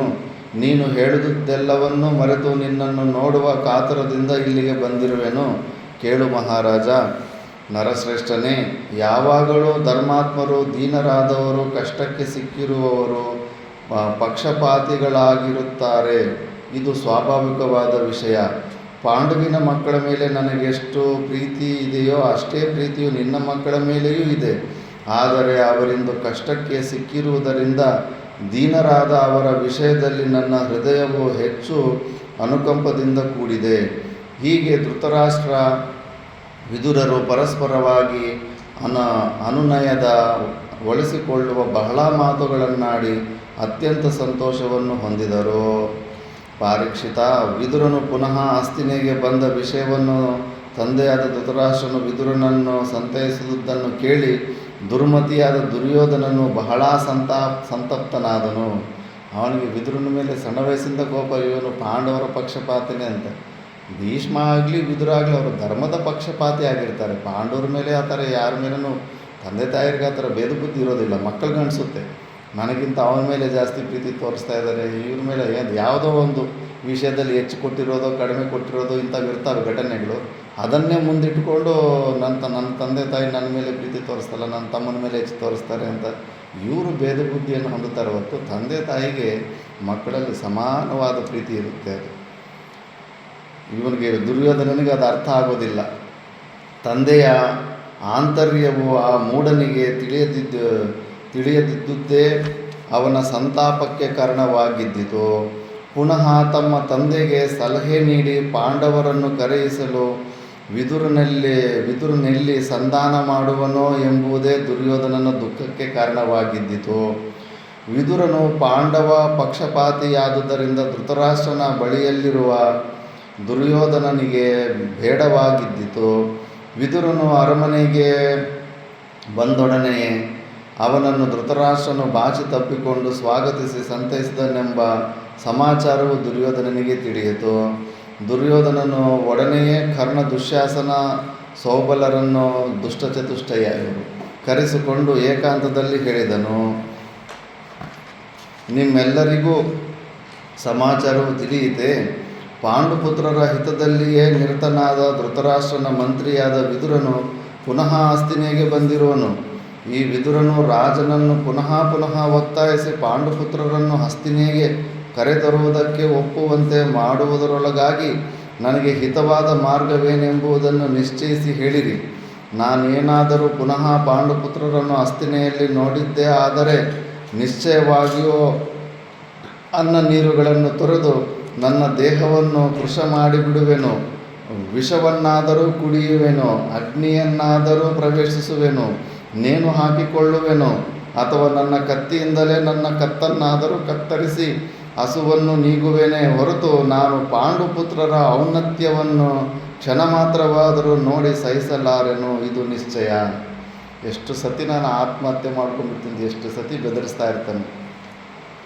ದುರ್ಯೋಧನನ ಕುಂದಿದ ಮುಖಾರವಿಂದವನ್ನರಳಿಸುವ ಆಶಯದಿಂದ ಶಕುನಿ, ದುಶ್ಯಾಸನ, ಕರ್ಣರು ಅನುಕ್ರಮವಾಗಿ ಅವನನ್ನು ಸಂತೈಸಿಸಲು ಯತ್ನಿಸಿದರು. ಮೊದಲು ಶಕುನಿಯು ಮಾತನಾಡಲು ಪ್ರಕರಣಿಸಿದನು. ದುರ್ಯೋಧನ, ಮಗುವಿನಂತೆ ಅಗ್ನಿನಂತೆ ಮಾತನಾಡುತ್ತಿರುವೆ. ಮಹಾರಾಜ, ನೀನೇಕಿಷ್ಟು ಭ್ರಾಂತನಾಗಿರುವೆಯೋ ತಿಳಿಯದು. ಪಾಂಡವರು ಪ್ರತಿಜ್ಞಾಬದ್ಧರಾಗಿ ಅರಣ್ಯಕ್ಕೆ ಹೋಗಿರುವರೆಂಬುದನ್ನು ನೀನು ಮರೆತಂತಿದೆ. ನಿನ್ನ ಭ್ರಾಂತಿಗೆ ಸ್ವಲ್ಪವೂ ಕಾರಣವಿಲ್ಲ. ಪ್ರತಿಜ್ಞೆಯು ಪೂರ್ಣವಾಗದೆ ಪಾಂಡವರೆಂದಿಗೂ ಹಸ್ತಿನೆಗೆ ಬರುವುದಿಲ್ಲ. ಅವರು ಸತ್ಯನಿಷ್ಠರು. ನಿಮ್ಮ ತಂದೆಯು ಪುನಃ ಹೇಳಿ ಕಳುಹಿಸಿದರೂ ಅವರು ಬರುವುದಿಲ್ಲ. ಒಂದು ವೇಳೆ ರಾಜನಾದ ಧೃತರಾಷ್ಟ್ರನ ಆಜ್ಞೆಯನ್ನು ಪರಿಪಾಲಿಸುವ ಸಲುವಾಗಿ ತಮ್ಮ ಪ್ರತಿಜ್ಞೆಯನ್ನು ಮುರಿದು ಪಾಂಡವರು ಹಸ್ತಿನೆಗೆ ಬರುವುದಾದರೆ ನಾವು ತಟಸ್ಥ ಭಾವವನ್ನು ವಹಿಸಿರುವಂತೆ ತೋರ್ಪಡಿಸುತ್ತಾ ಧೃತರಾಷ್ಟ್ರನಿಗೂ ವಿಧೇಯರಾಗಿರುವಂತೆ ವರ್ತಿಸುತ್ತಾ ಪಾಂಡವರ ನಡೆನುಡಿಗಳನ್ನು ಸೂಕ್ಷ್ಮವಾಗಿ ಪರಿಶೀಲಿಸೋಣ. ಸಮಯವನ್ನು ಕಾಯ್ದು ಪುನಃ ಜೂಜಾಡಲೂಬಹುದು. ನಮ್ಮ ಕರ್ತವ್ಯ ಸಾಧನೆಗೆ ನಾವು ನಾಲ್ವರು ಆಗಿಂದಾಗೆ ಸಂಧಿಸಿ ಸಮಾಲೋಚನೆಯನ್ನು ಮಾಡುತ್ತಿರೋಣ. ಇದು ಹೀಗೆಯೇ ಸರಿ ಮಾವ. ನೀನು ಹೇಳಿದುದು ಸಮಂಜಸವಾಗಿದೆ. ನಿನ್ನ ಬುದ್ಧಿಚಾತುರ್ಯದಿಂದ ಹೊರಬೀಳುವ ಪ್ರತಿಯೊಂದು ಮಾತು ನನಗೆ ಬಹು ಆಪ್ಯಾಯಮಾನವಾಗಿರುತ್ತದೆ. ಪ್ರಿಯ ವಾಕ್ಯಗಳಿಗೆ ತುಂಬ ಇಷ್ಟ ಆಗುತ್ತೆ ಎಂದು ಹೇಳಿ ದುಶ್ಯಾಸನನು ಶಕುನಿಯ ಮಾತನ್ನು ಪುಷ್ಟೀಕರಿಸಿದನು. ಅನಂತರ ಕರ್ಣನು ದುರ್ಯೋಧನನನ್ನು ಕುರಿತು ಹೇಳಿದನು. ದುರ್ಯೋಧನ, ನಾವೆಲ್ಲರೂ ನಿನ್ನ ಇಚ್ಛೆಯನ್ನು ನೆರವೇರಿಸಲು ಸದಾ ಸಿದ್ಧರಾಗಿದ್ದೇವೆ. ನಮ್ಮ ನಾಲ್ವರಲ್ಲಿಯೂ ಐಕ್ಯಮತ್ಯವಿದೆ. ಜಿತೇಂದ್ರಿಯರಾದ ಧೀರರಾದ ಪಾಂಡವರು ತಾವು ಪ್ರತಿಜ್ಞೆ ಮಾಡಿದಂತೆ 13 ವರ್ಷಗಳನ್ನು ಕಳೆಯದೆ ಖಂಡಿತವಾಗಿಯೂ ಹಸ್ತಿನೆಗೆ ಹಿಂದಿರುಗುವುದಿಲ್ಲ. ಒಂದು ವೇಳೆ ಮೋಹಪರವಶರಾಗಿ ಹಸ್ತಿನೆಗೆ ಬಂದಲ್ಲಿ ಪುನಃ ಪಗಡೆಯಾಡಿ ಅವರನ್ನು ಸೋಲಿಸಿಬಿಡೋಣ. ಆ ಮೂವರ ಮಾತುಗಳಿಂದಲೂ ದುರ್ಯೋಧನನಿಗೆ ಹರ್ಷ ಉಂಟಾಗಲಿಲ್ಲ. ಅವನ ಮನಸ್ಸು ಬೇರೊಂದು ಮಾರ್ಗವನ್ನು ಕುರಿತು ಯೋಚಿಸುತ್ತಿತ್ತು. ಅವರ ಮಾತಿನಿಂದ ಮನಸ್ಸಿಗೆ ತೃಪ್ತಿಯುಂಟಾಗದೆ ದುರ್ಯೋಧನನು ವಿಷಣ್ಣವದನವನ್ನಾಗಿ ತಲೆಯನ್ನು ತೂಗಿಸಿಕೊಂಡು ಮೌನವಾಗಿ ಕುಳಿತುಬಿಟ್ಟನು. ತನ್ನ ಮಾತಿಗೆ ಪ್ರತಿಕ್ರಿಯೆಯನ್ನು ಈ ರೀತಿಯಲ್ಲಿ ವ್ಯಕ್ತಪಡಿಸಿದ ದುರ್ಯೋಧನನ ಆಂತರ್ಯವೇನೆಂಬುದನ್ನು ತಿಳಿಯಲು ಕರ್ಣನಿಗೆ ಕಷ್ಟವಾಗಲಿಲ್ಲ. ಕಣ್ಣುಗಳನ್ನು ಅರಿಸಿಕೊಂಡು ಕೋಪವನ್ನು ಹೊರಸೂಸುತ್ತಾ ವೀರಾವೇಶದಿಂದ ಮೇಲೆದ್ದು ದುಶ್ಯಾಸನ ಸೋಬಲರನ್ನು ಕುರಿತು ಕರ್ಣನು ಹೇಳಿದನು. ಸನ್ಮಿತ್ರರೇ, ಈ ವಿಷಯದಲ್ಲಿ ನನ್ನ ವೈಯಕ್ತಿಕವಾದ ಅಭಿಪ್ರಾಯವೇನೆಂಬುದನ್ನು ಕೇಳಿರಿ. ನಾವೆಲ್ಲರೂ ದುರ್ಯೋಧನನ ಆಜ್ಞಾಬದ್ಧ ಸೇವಕರಾಗಿದ್ದೇವೆ. ಆದುದರಿಂದ ಇವನಿಗೆ ಹಿತವಾಗುವ ರೀತಿಯಲ್ಲಿ ನಾವು ಕರ್ತವ್ಯ ಪರಿಪಾಲನೆಯನ್ನು ಮಾಡಿಯೇ ತೀರಬೇಕು. ಆದರೆ ಕೆಲವು ಕಾರಣಗಳಿಂದ ಇವನಿಗೆ ಪ್ರಿಯವಾಗುವಂತೆ ಮಾಡಲು ಸಾಧ್ಯವಾಗುತ್ತಿಲ್ಲ. ನಾವು ಧೃತರಾಷ್ಟ್ರನ ಆಜ್ಞಾನುವರ್ತಿಗಳೂ ಆಗಿರಬೇಕಾಗಿದೆ. ಈಗ ನಾವು ಯಾವ ಕಾರಣದಿಂದಲೂ ಆಲಸ್ಯವನ್ನು ಹೊಂದುವ ಹಾಗಿಲ್ಲ. ನಮ್ಮ ಶಸ್ತ್ರಾಸ್ತ್ರಗಳನ್ನು ಧನುರ್ಬಾಣಗಳನ್ನು ತೆಗೆದುಕೊಂಡು ಈ ಕೂಡಲೇ ಕಾಡಿನಲ್ಲಿರುವ ಪಾಂಡವರನ್ನು ಸಂಹರಿಸಲು ರಥಾರೂಢರಾಗಿ ಹೊರಟು ಬಿಡೋಣ. ಪಾಂಡವರೆಲ್ಲರೂ ಶಾಂತರಾದ ನಂತರ, ಅಜ್ಞಾತ ಗತಿಯನ್ನು ಹೊಂದಿದ ನಂತರ, ಮೃತರಾದ ನಂತರ ನಾವು ಮತ್ತು ಧೃತರಾಷ್ಟ್ರನ ಮಕ್ಕಳು ಚಿರಶಾಂತಿಯಿಂದಿರಲು ಸಾಧ್ಯವಾಗುವುದು. ಪಾಂಡವರು ಎಲ್ಲಿಯವರೆಗೂ ಖಿನ್ನರಾಗಿ ಕುಳಿತಿರುವರೋ, ಎಲ್ಲಿಯವರೆಗೂ ಶೋಕಾವಿಷ್ಟರಾಗಿರುವರೋ, ಎಲ್ಲಿಯವರೆಗೆ ಅಸಹಾಯಕರವಾಗಿರುವರೋ ಅಲ್ಲಿಯವರೆಗೆ ಮಾತ್ರ ನಾವು ಅವರನ್ನು ಎದುರಿಸಿ ಯುದ್ಧ ಮಾಡಿ ಗೆಲ್ಲಲು ಸಾಧ್ಯವಾಗುವುದು. ಸೂತಪುತ್ರನ ಮಾತನ್ನು ಕೇಳಿದೊಡನೆಯೇ ಉಳಿದ ಮೂವರು ಭಳೇ ಕರ್ಣ, ಭಳೇ ಕರ್ಣ ಎನ್ನುತ್ತಾ ಕರ್ಣನ ಬೆನ್ನು ತಟ್ಟಿದರು. ಕರ್ಣನು ಹೇಳುವ ರೀತಿಯಲ್ಲಿ ಪಾಂಡವರನ್ನು ಸಂಹರಿಸಬಿಡಬಹುದೆಂದು ಉಳಿದ ಮೂವರು ಭಾವಿಸಿದರು. ಒಡನೆಯೇ ಶಸ್ತ್ರಾಸ್ತ್ರಗಳಿಂದ ಸನ್ನದ್ಧರಾದ ನಾಲ್ವರು ರಥಾರೂಢರಾಗಿ ತಮ್ಮ ವಿಜಯವು ನಿಶ್ಚಯವೆಂಬ ದೃಢತೆಯಿಂದ ಕಾಮ್ಯಕ ವನದ ಕಡೆಗೆ ಹೊರಟರು. ಅವರು ದುರುದ್ದೇಶಪೂರಿತರಾಗಿ ಕಾಮ್ಯಕ ವನಕ್ಕೆ ಹೋಗುವ ವಿಷಯವನ್ನು ಕೃಷ್ಣದ್ವೈಪಾಯನರು ದಿವ್ಯ ದೃಷ್ಟಿಯಿಂದ ತಿಳಿದರು. ಒಡನೆಯೇ ಅವರ ಬಳಿಗೆ ಬಂದು ರಥಗಳನ್ನು ನಿಲ್ಲಿಸಿ ಕೆಳಗಿಳಿದು ಬರುವಂತೆ ಸಂಜ್ಞೆ ಮಾಡಿದರು. ನಾಲ್ವರು ಅಪರಾಧಿಗಳಂತೆ ವ್ಯಾಸ ಮಹರ್ಷಿಗಳ ಮುಂದೆ ಬಂದು ಬದ್ಧಾಂಜಲಿಗಳಾಗಿ ನಿಂತರು. ಅವರನ್ನು ಕುರಿತು ವ್ಯಾಸರು ಹೇಳಿದರು, ನೀವು ಪಾಂಡವರ ಸಂಹಾರಕ್ಕೆ ಹೊರಟಿರುವಿರಿ. ಇದು ಸಾಧುವಲ್ಲ. ಒಡನೆಯೇ ಹಿಂದಿರುಗಿರಿ. ದುರ್ಯೋಧನಾದಿಗಳು ತಪ್ಪೊಪ್ಪಿಕೊಂಡವರಂತೆ ಪುನಃ ಮಾತನಾಡದೆ ರಥಗಳನ್ನು ಹಸ್ತಿನೆಯ ಕಡೆಗೆ ತಿರುಗಿಸಿದರು. ಜಗತ್ಪೂಜ್ಯರಾದ ವ್ಯಾಸರು ಧೃತರಾಷ್ಟ್ರನಿಗೂ ತಿಳಿವಳಿಕೆಯನ್ನು ಕೊಡಬೇಕೆಂಬ ಆಶೆ ಉಳ್ಳವರಾಗಿ ಪ್ರಜ್ಞಾಚಕ್ಷುವಾದ ಧೃತರಾಷ್ಟ್ರನ ಬಳಿಗೆ ಬಂದು ಶ್ರೇಯಸ್ಕರವಾದ ಮಾತುಗಳನ್ನು ಹೇಳತೊಡಗಿದರು. ಜನಮೇಜಯ, ವ್ಯಾಸರು ಹೇಳ್ತಾರೆ, ಮಹಾಪ್ರಾಜ್ಞನಾದ ಧೃತರಾಷ್ಟ್ರನೇ, ನಿನಗೂ ಮತ್ತು ಸಕಲ ಕೌರವರಿಗೂ ಹಿತವನ್ನುಂಟು ಮಾಡುವ ಆಶಯದಿಂದ ಕೆಲವು ಮಾತುಗಳನ್ನು ಹೇಳುವೆನು ಕೇಳು. ದುರ್ಯೋಧನಾದಿಗಳಿಂದ ಮೋಸದ ಪಗಡೆಯಾಟದಲ್ಲಿ ಪಾಂಡವರು ಸೋಲಿಸಲ್ಪಟ್ಟವರಾಗಿ ಅದೇ ಕಾರಣದಿಂದ ಅವರು ವನವಾಸಕ್ಕೆ ತೆರಳಿದುದು ನನಗೆ ಖಂಡಿತವಾಗಿಯೂ ಸರಿ ಕಾಣಲಿಲ್ಲ. 13 ವರ್ಷಗಳು ಕಳೆದೊಡನೆಯೇ ಪಾಂಡವರು ಕೌರವರಿಂದುಂಟಾದ ಕ್ಲೇಶಗಳೆಲ್ಲವನ್ನು ನೆನೆದು ಕುಪಿತರಾಗಿ ದುರ್ಯೋಧನಾದಿಗಳ ಮೇಲೆ ವಿಷರೂಪವಾದ ಬಾಣಗಳ ಮಳೆಗರೆಯುತ್ತಾರೆ, ಕೋಪವೆಂಬ ವಿಷಯವನ್ನು ಸುರಿಸುತ್ತಾರೆ.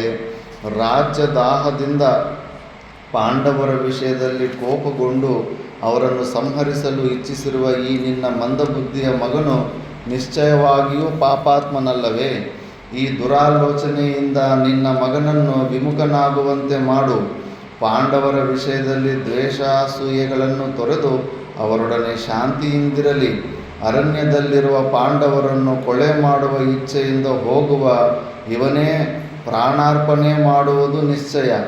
ವಿದುರ, ಕೃಪ, ದ್ರೋಣ, ಭೀಷ್ಮರಂತೆ ಮತ್ತು ನನ್ನಂತೆ ನೀನು ಕೂಡ ಸಾಧು ಮಾರ್ಗ ಪ್ರವೃತ್ತನಾಗಿರುವೆ.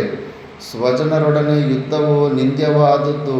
ಧೃತರಾಷ್ಟ್ರ, ಇದು ಅಧರ್ಮ, ಅಪಯಶಸ್ಸನ್ನುಂಟು ಮಾಡುತ್ತದೆ. ಆದುದರಿಂದ ಸ್ವಜನ ದ್ವೇಷ ಮಾಡಿ ಅಪಯಶಸ್ಸಿಗೆ ಗುರಿಯಾಗಬೇಡ. ಪಾಂಡವರ ವಿಷಯದಲ್ಲಿ ದುರ್ಯೋಧನನಿಗೆ ಯಾವ ವಿಧವಾದ ಅಭಿಪ್ರಾಯವಿದೆ ಎಂಬುದನ್ನು ನೀನು ವಿಚಾರ ಮಾಡಿ ತಿಳಿದುಕೋ. ಅದನ್ನು ಉಪೇಕ್ಷೆ ಮಾಡಿದರೆ ದೊಡ್ಡ ಅನರ್ಥವುಂಟಾದೀತು. ಆದುದರಿಂದ ಅವರ ಗೋಜಿಗೆ ಹೋಗದಂತೆ ಅವನಿಗೆ ಬುದ್ಧಿವಾದವನ್ನು ಹೇಳು. ಧೃತರಾಷ್ಟ್ರ, ಅಥವಾ ಹೀಗಾದರೂ ಮಾಡು, ಈ ನಿನ್ನ ಮಗನು ಏಕಾಕಿಯಾಗಿ ಅರಣ್ಯಕ್ಕೆ ಹೋಗಿ ಪಾಂಡವರ ಜೊತೆಯಲ್ಲಿಯೇ ಇರಲಿ. ಪರಸ್ಪರ ಸಂಪರ್ಕದಿಂದ ಮತ್ತು ಪಾಂಡವರ ಸಹವಾಸದಿಂದ ನಿನ್ನ ಮಗನ ಮೇಲೆ ಪಾಂಡವರಿಗೆ ವಿಶ್ವಾಸವೂ ಮತ್ತು ನಿನ್ನ ಮಗನಿಗೆ ಸದ್ಬುದ್ಧಿಯೂ ಉಂಟಾಗಬಹುದು. ಹಾಗೇನಾದರೂ ಆದರೆ ನೀನು ಕೃತಾರ್ಥನಾದಂತೆಯೇ ಸರಿ. ಧೃತರಾಷ್ಟ್ರ, ಆಗ ನೀನು ಧನ್ಯನಾಗುವೆ. ಆದರೆ ವ್ಯಾಸರು ನಿಟ್ಟುಸಿರು ಬಿಟ್ಟು ಮುಂದುವರೆದು ಹೇಳಿದರು, ಆದರೆ ಹುಟ್ಟಿದಾಗ ಮನುಷ್ಯನಿಗೆ ಯಾವ ಗುಣಶೀಲ ದೋಷಗಳಿರುತ್ತವೆಯೋ ಆ ಗುಣಶೀಲ ದೋಷಗಳು ಸಾಯುವವರೆಗೂ ಅವನನ್ನು ಬಿಟ್ಟು ಹೋಗಲಾರವು. ಹುಟ್ಟು ಗುಣ ಸುಟ್ಟರೂ ಹೋಗಲ್ಲ ಅಂತಾರೆ. ಅದು ಶಾಸ್ತ್ರದ ಮಾತೇ. ಅದು ತುಂಬ ನಮ್ಮ ಗುರುಗಳೇ ಅಂತಿದ್ದರು. ಅವರು ಕೆಲವರು ಜೀವನ 40 ವರ್ಷ 50 ವರ್ಷ ನೋಡಿದ್ದಾರೆ. ಮನೆ ಬಿಟ್ಟು ಬಂದಾಗ ಸಾಧು ವೇಷದಲ್ಲಿ ಬಂದರೂ ಕೂಡ, ಪರಮಾತ್ಮನ ಹೊಂದಬೇಕಂತ ಬಂದರೂ ಕೂಡ ಅವನು ರಜೋಗುಣಿ ಆಗಿದ್ದಾನಂದರೆ 40-50 ವರ್ಷ ಆದಮೇಲೆ ಕೂಡ ಅವನು ರಜೋಗುಣಿಯಾಗೇ ಇದ್ದಾನಂತೆ. ಮುದುಕನಾದರೂ ಕೂಡ ಒಳಗಡೆ ಇರೋ ಸ್ವಭಾವಗಳನ್ನು ಚೇಂಜ್ ಮಾಡಿಕೊಡೋದು ತುಂಬ ಕಷ್ಟ. ನಮ್ಮ ಗುರುಗಳು ಅದಕ್ಕೆ ಯುಕ್ತಿ ಕೊಡ್ತಾಯಿದ್ರು. ನೀನು ನಿನಗಿರೋ ಸ್ವಭಾವದಿಂದ ನೀನು ಪರಮಾನಂದ ಸ್ಥಿತಿಯಲ್ಲಿ ಇದ್ದೀಯಂದರೆ ನೀನು ಕರೆಕ್ಟ್ ಅಂತ ಅನ್ಕೋಬೋದು. ಆ ಪರಮಾನಂದ ಸ್ಥಿತಿಯನ್ನು ನೀನು ಇಲ್ಲ ಅಂದರೆ ನೀನು ಕರೆಕ್ಟ್ ಅಂತ ಅನ್ಕೋಬಾರ್ದು. ಕರೆಕ್ಟ್ ಅಂತ ಅಂದ್ಕೊಳ್ಳಿಲ್ಲ ಅಂದ್ರೆ ನಿನ್ನಲ್ಲಿರೋ ದೋಷವನ್ನು ನೀನು ಹುಡುಕಿಕೊಂಡು ಅದನ್ನು ಚೇಂಜ್ ಮಾಡ್ಕೋಬೇಕು, ಸ್ವಭಾವವನ್ನು. ಯಾಕಂದರೆ ಎಲ್ಲಿ ಹೋದ್ರೂ ಕೂಡ ಆ ಸೂಕ್ಷ್ಮ ಶರೀರನೇ ಮೈಂಡ್ ಸೆಟ್, ಅದೇ ಮೈಂಡ್ ಸೆಟ್ಟಿಂದಾನೇ ನೆಕ್ಸ್ಟ್ ಜನ್ಮದಲ್ಲೂ ಅದೇ ಥರನೇ ಹುಡ್ತಾ ಇರ್ತೀವಿ.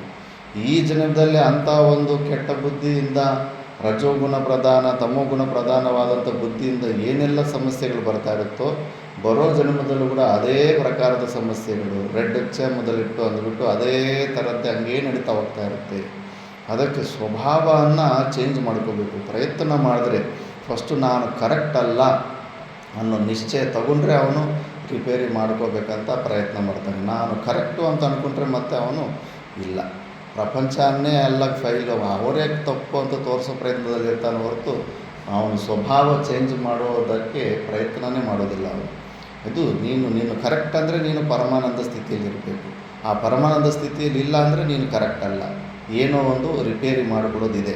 ಅದು ರಿಪೇರಿ ಏನು, ಯಾವುದು ಕಡಿಮೆ, ರಜೋಗುಣನ ತಮೋಗುಣನ ಯಾವುದು, ಅದು ನಿನಗೆ ನೀನು ಗುರುತಿಸ್ಕೊಂಡು ಭಗವದ್ಗೀತೆಯಲ್ಲಿ ಸ್ಪಷ್ಟವಾಗಿ ಹೇಳಿಬಿಟ್ಟಿದ್ದಾರೆ.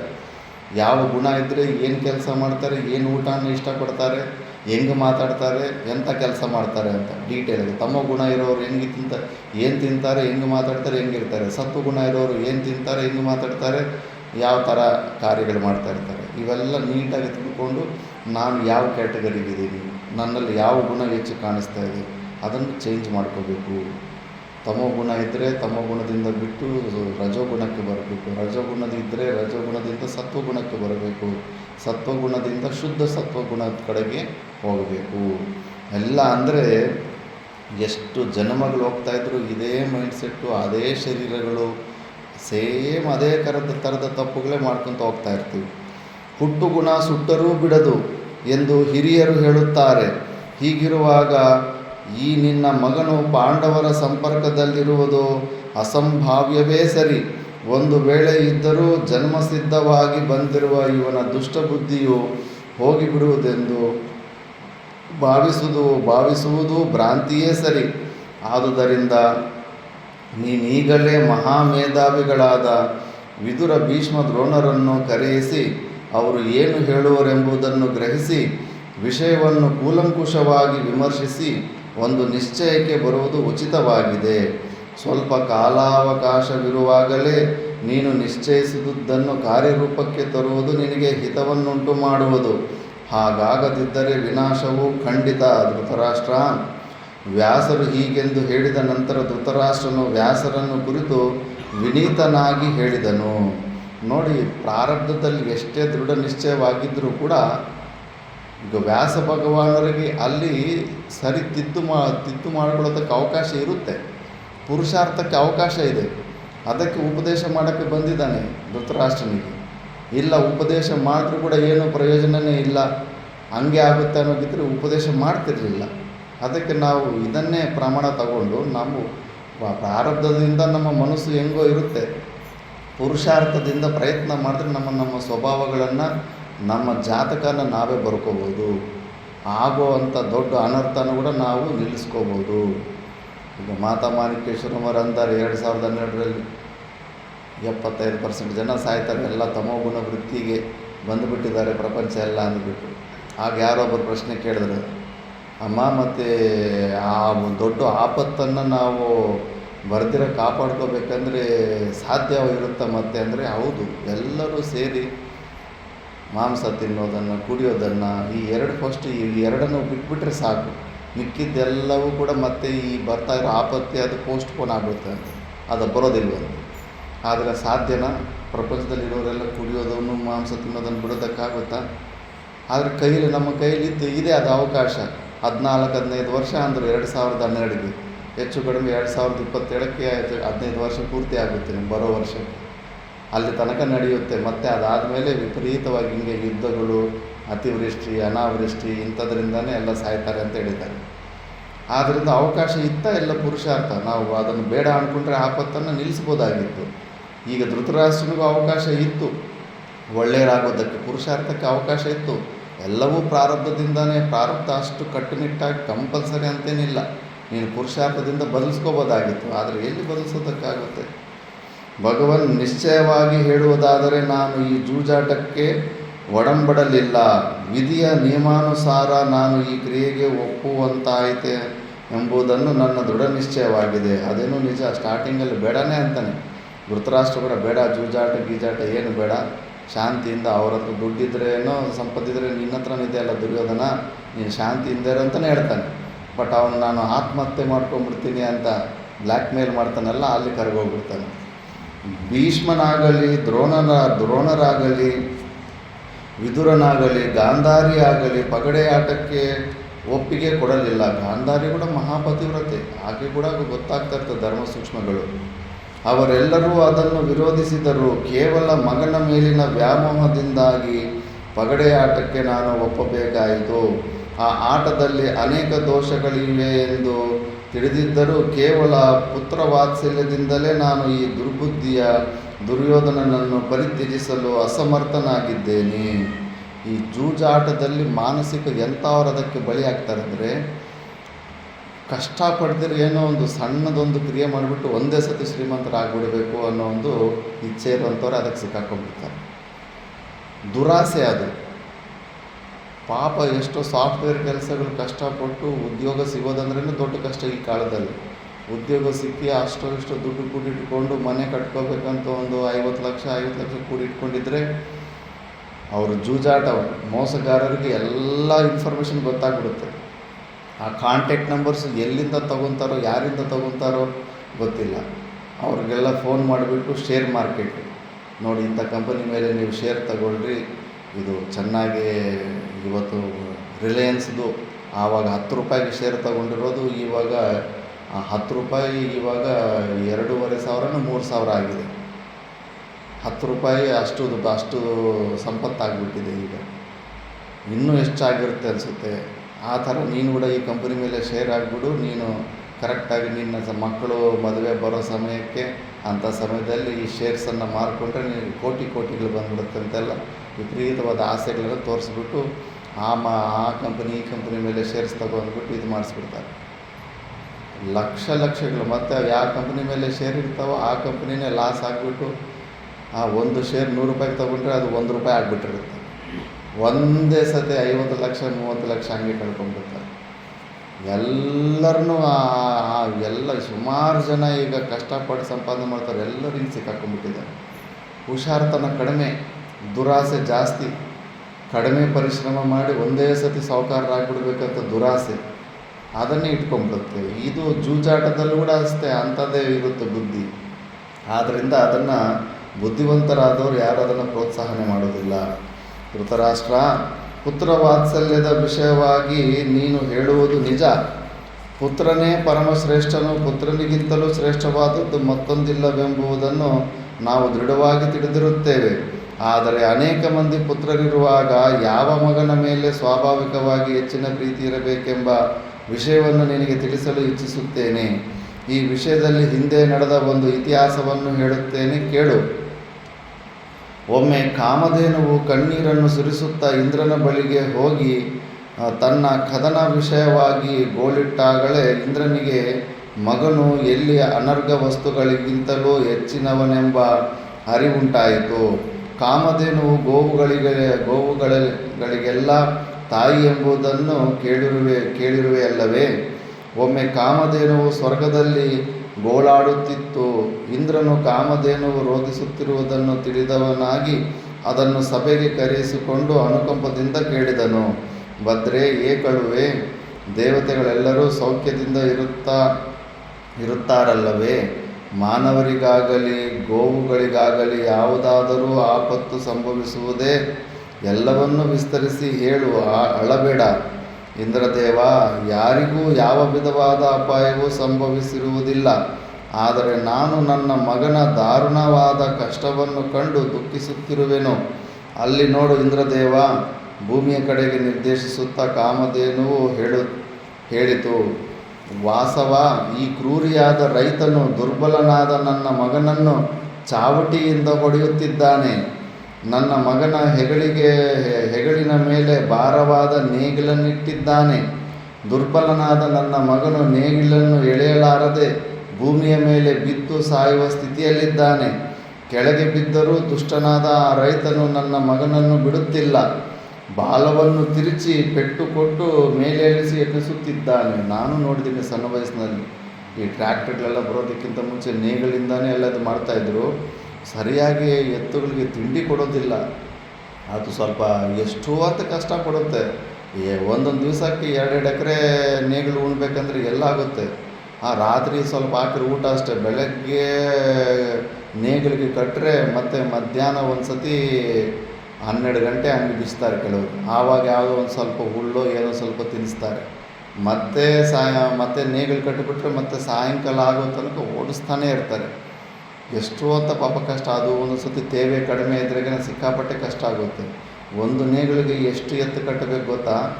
4 ಎತ್ತು ಕಟ್ಟಬೇಕಂತ ಶಾಸ್ತ್ರ ಹೇಳುತ್ತೆ. ನಾವು 2 ಕಟ್ತೀವಿ. 2 ಕಟ್ಟಿದಾಗ ಅದಕ್ಕೆ ಜೋರು ಕಷ್ಟ ಆಗುತ್ತೆ. ಮತ್ತು ತಾಯಿಗಳ ಹಸುಗಳ ತಾಯಿ ಕಷ್ಟಪಡ್ತಾಯಿದ್ರೆ ನನ್ನ ಮಕ್ಕಳಿಗೆ ಇಷ್ಟೊಂದು ಕಷ್ಟ ಇದೆ ಅಂತ.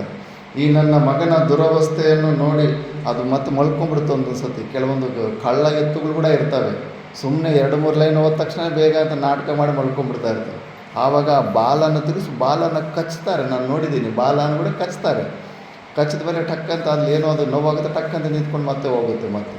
ಮತ್ತು ಅದು ಎದುರು ಬೆಂಬು ಕಟ್ಟಿಗೆಗೆ ಒಂದು ಇಷ್ಟು ದಪ್ಪ ಮೊಳೆಯನ್ನು ಚುಚ್ಚಿ ರೆಡಿ ಮಾಡಿರ್ತಾರೆ.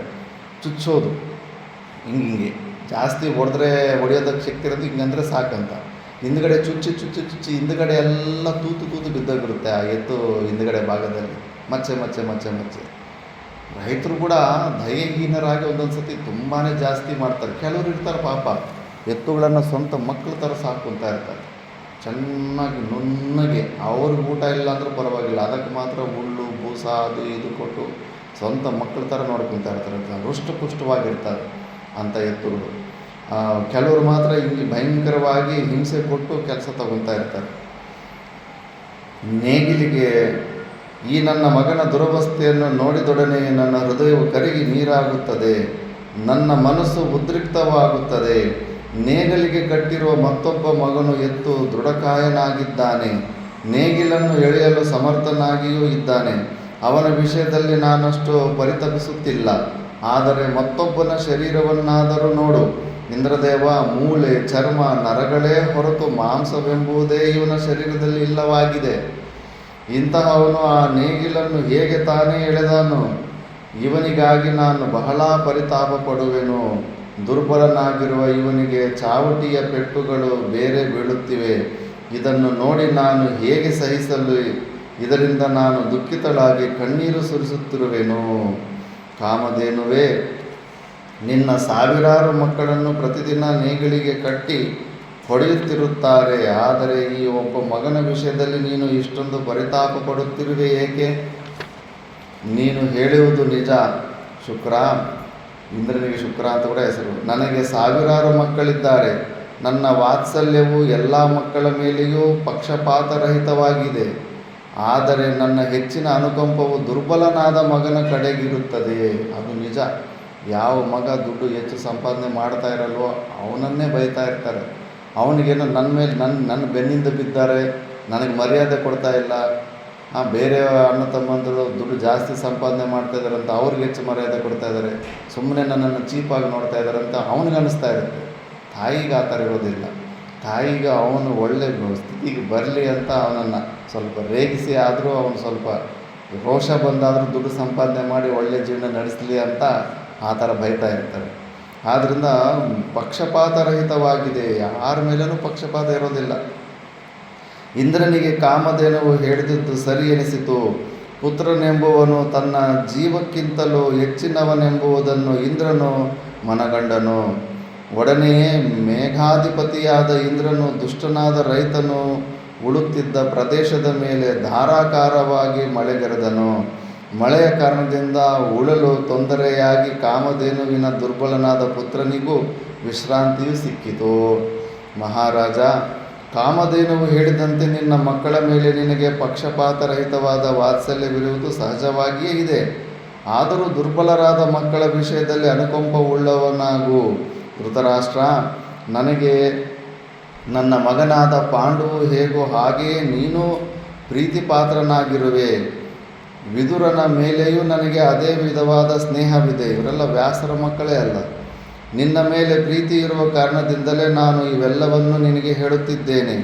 ನಿನ್ನ ಮತ್ತು ಪಾಂಡುವಿನ ವಿಷಯವನ್ನು ತೆಗೆದುಕೊಂಡರೆ ನಿನಗೆ 101 ಮಂದಿ ಮಕ್ಕಳಿದ್ದಾರೆ. ಪಾಂಡುವಿಗಾದರೂ ಕೇವಲ 5 ಮಾತ್ರ. ಅವರಾದರೂ ಇಂದು ಬಹಳ ಕಷ್ಟದಲ್ಲಿದ್ದುಕೊಂಡು ಬಹಳ ದುಃಖಿತರಾಗಿದ್ದಾರೆ. ಅವರು ಹೇಗೆ ಜೀವಿಸುತ್ತಾರೆ ಮತ್ತು ಹೇಗೆ ಅಭಿವೃದ್ಧಿ ಹೊಂದುತ್ತಾರೆ ಎಂಬುದೇ ನನ್ನ ಚಿಂತೆಯಾಗಿದೆ. ಅವರ ಇಂದಿನ ದುಃಖವನ್ನು ಕಷ್ಟವನ್ನು ನೆನೆದಂತೆಲ್ಲ ನನ್ನ ಹೃದಯವು ಉದ್ವಿಗ್ನವಾಗುತ್ತದೆ. ಆದುದರಿಂದ ನೀನು ನಿಶ್ಚಯವಾಗಿಯೂ ನಿನ್ನ ಮಕ್ಕಳೆಲ್ಲರ ಜೀವಿಸಿರಬೇಕೆಂದು ಆಶಿಸುವೆಯಾದರೆ ನಿನ್ನ ಹಿರಿಯ ಮಗನಾದ ದುರ್ಯೋಧನನು ಈ ಕೂಡಲೇ ಪಾಂಡವರೊಡನೆ ಶಾಂತಿ ಮಾಡಿಕೊಳ್ಳಲಿ. ಪಾರೀಕ್ಷಿತ ಧೃತರಾಷ್ಟ್ರನು ಹೇಳುತ್ತಾನೆ, ಮಹಾಮುನಿಗಳೇ, ನೀವು ಹೇಳುವುದೆಲ್ಲವೂ ನಿಜ. ನಾನದನ್ನು ಪೂರ್ಣವಾಗಿ ತಿಳಿದಿರುತ್ತೇನೆ. ನನ್ನಂತೆಯೇ ಈ ರಾಜರೆಲ್ಲರೂ ಅದೇ ಅಭಿಪ್ರಾಯವುಳ್ಳವರಾಗಿದ್ದಾರೆ. ನೀವು ಗುರುರಾಜರಿಗೆ ಯಾವ ಮಾರ್ಗವು ಹಿತಕರವೆಂದು ಹೇಳಿದಿರೋ ಅದೇ ಮಾರ್ಗವು ವಿದುರ, ಭೀಷ್ಮ, ದ್ರೋಣರಿಂದಲೂ ಪ್ರತಿಪಾದಿತವಾಯಿತು. ಆದರೆ ಯಾವುದನ್ನು ಕಾರ್ಯರೂಪಕ್ಕೆ ತರಲು ನಾನು ಅಸಮರ್ಥನಾಗಿದ್ದೇನೆ. ನಾನು ನಿಮ್ಮ ಅನುಗ್ರಹಕ್ಕೆ ಪಾತ್ರನಾಗಿರುವೆನಾದರೆ ನಿಮಗೆ ಕುರುವಂಶದವರ ವಿಷಯದಲ್ಲಿ ಕರುಣೆ ಇರುವುದಾದರೆ ದಯೆಯಿಟ್ಟು ಈ ದುರಾತ್ಮನಾದ ನನ್ನ ಮಗನಿಗೆ ಆಜ್ಞೆ ಮಾಡಿ ಸನ್ಮಾರ್ಗ ಪ್ರವೃತ್ತನಾಗುವಂತೆ ಮಾಡಿರಿ. ವ್ಯಾಸರು ಧೃತರಾಷ್ಟ್ರನ ಪ್ರಾರ್ಥನೆಗುತ್ತರವಾಗಿ ಹೇಳಿದರು, ಮಹಾರಾಜ, ಪಾಂಡವರನ್ನು ನೋಡಿಕೊಂಡು ಅನಂತರ ನಿಮ್ಮನ್ನು ನೋಡುವ ಆಶಯದಿಂದ ಮೈತ್ರೇಯರೆಂಬ ಮಹರ್ಷಿಗಳು ಇಲ್ಲಿಗೆ ಬರುತ್ತಾರೆ.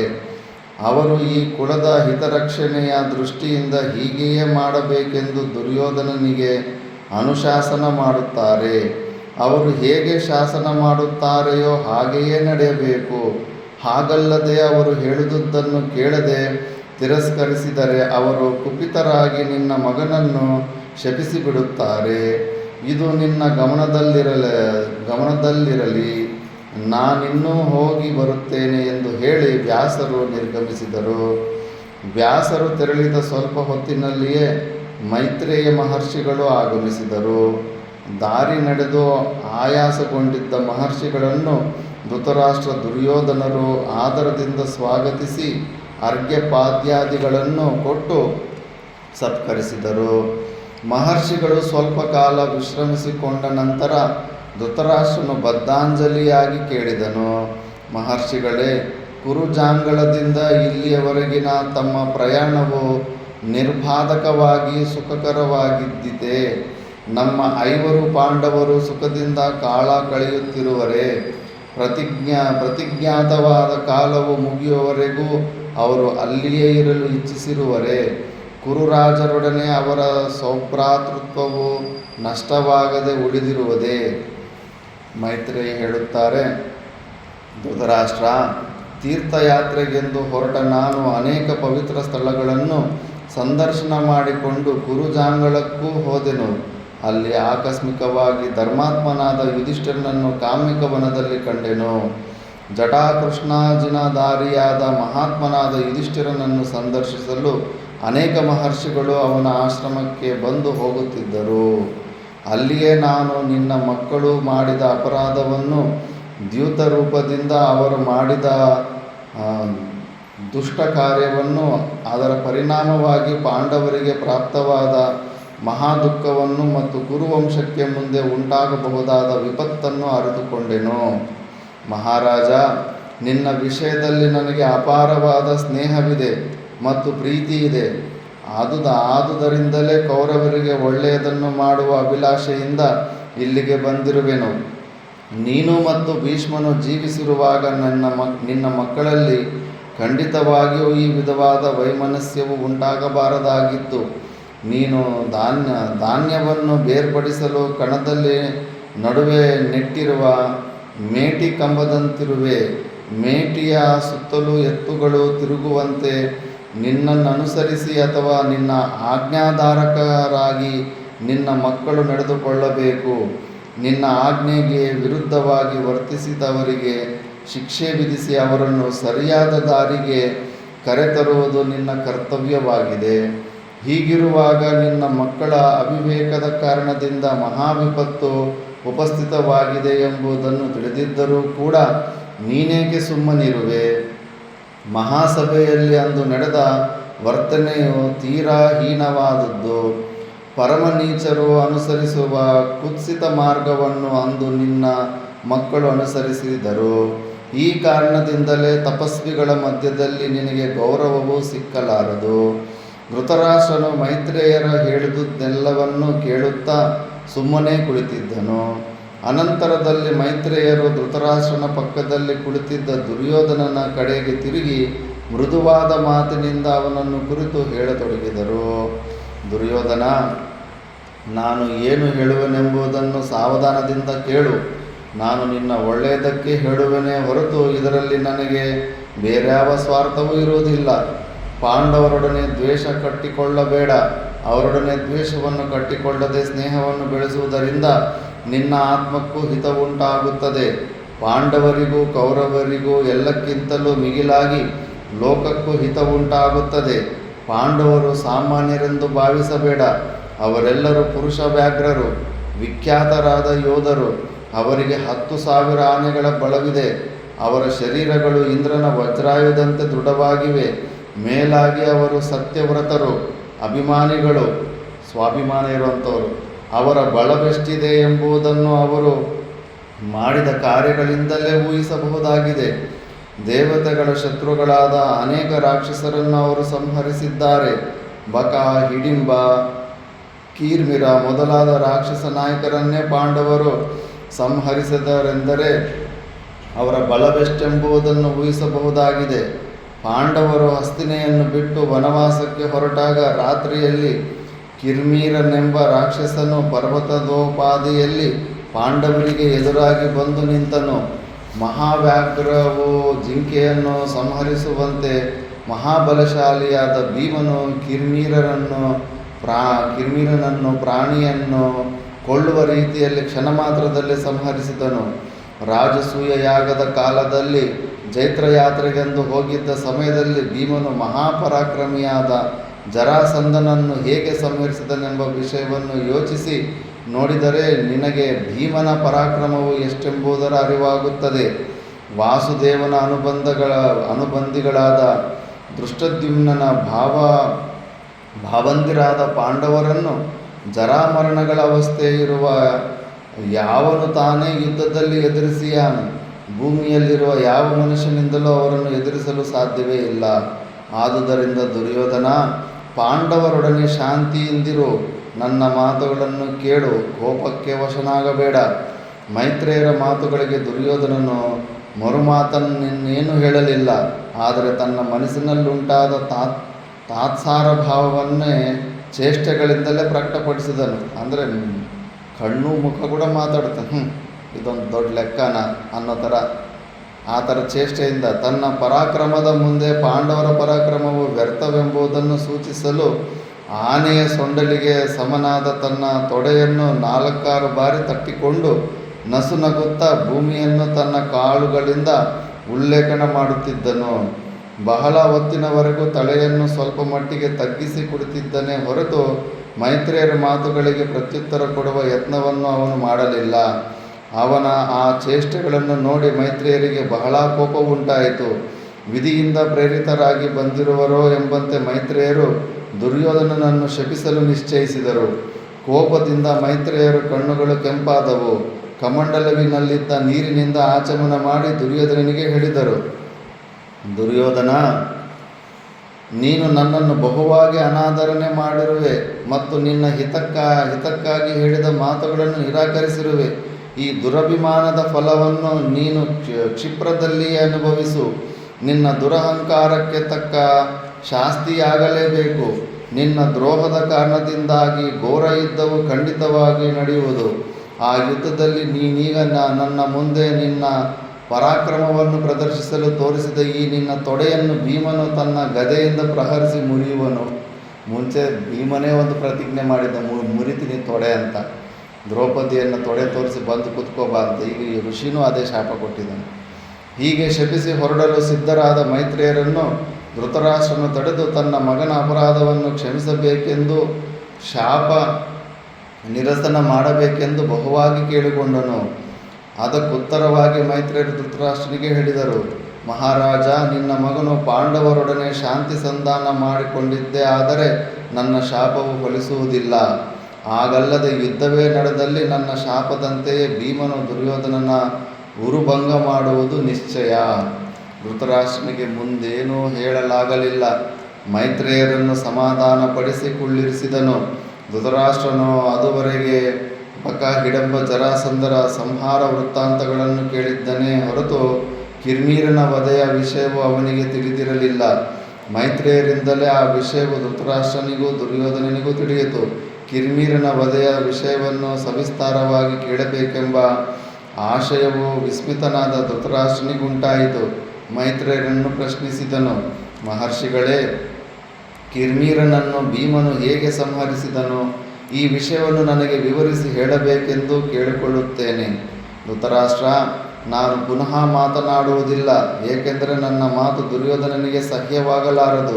ನಾನು ಹೊರಟು ಹೋದ ನಂತರ ವಿದುರನು ನಿನಗೆ ಎಲ್ಲವನ್ನು ವಿವರಿಸಿ ಹೇಳುವನು. ಹೀಗೆ ಹೇಳಿ ಮೈತ್ರೇಯರು ಹೊರಟು ಹೋದರು. ಕಿರ್ಮೀರನ ವಧೆಯ ವಿಷಯವನ್ನು ಕೇಳಿ ದುರ್ಯೋಧನನ ಮನಸ್ಸು ಕಳವಳಗೊಂಡಿತು.